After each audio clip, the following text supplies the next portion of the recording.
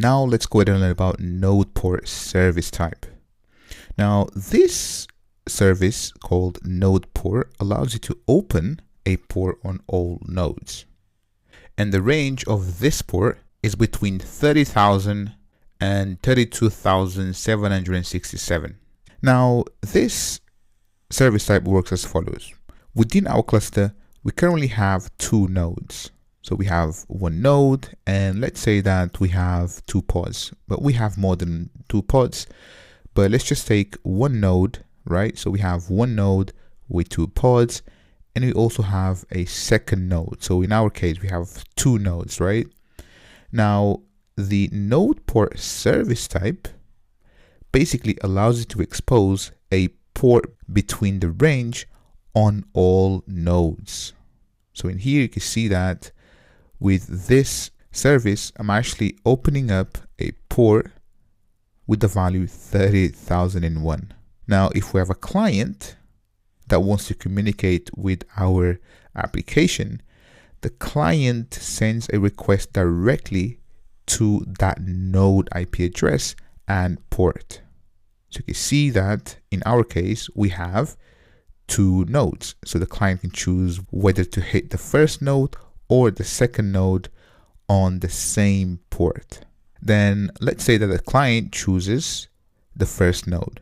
So the request goes to the first node on the IP address 192.168.49.2 and then 30,001.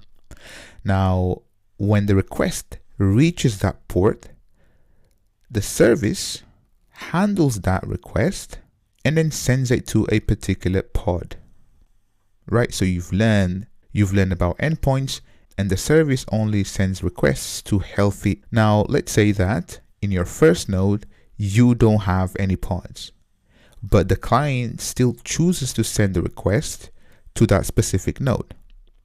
Now, what happens is still this request goes to the service, and then the service is responsible to sending the traffic to the appropriate pod.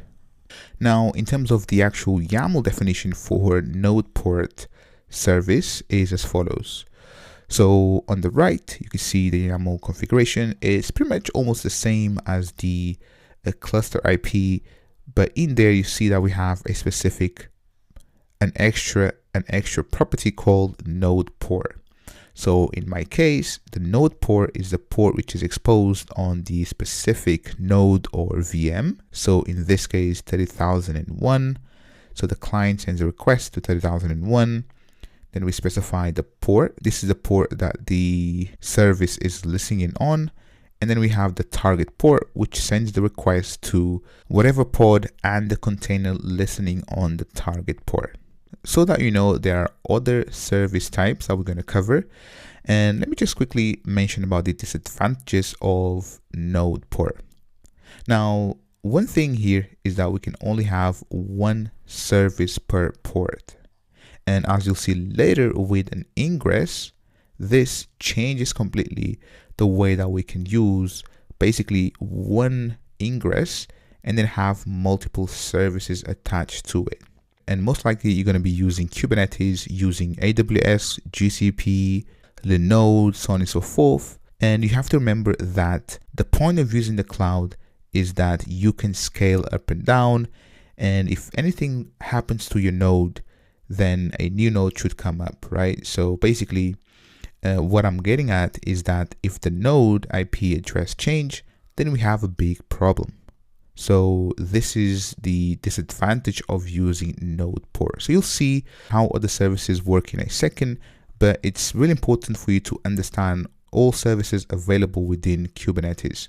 So in my case, I've actually used node port within AWS with something called target binding, which is a completely new topic. And it was really suitable for target binding because of its implementation. Next, let me go ahead and show you node port service in action.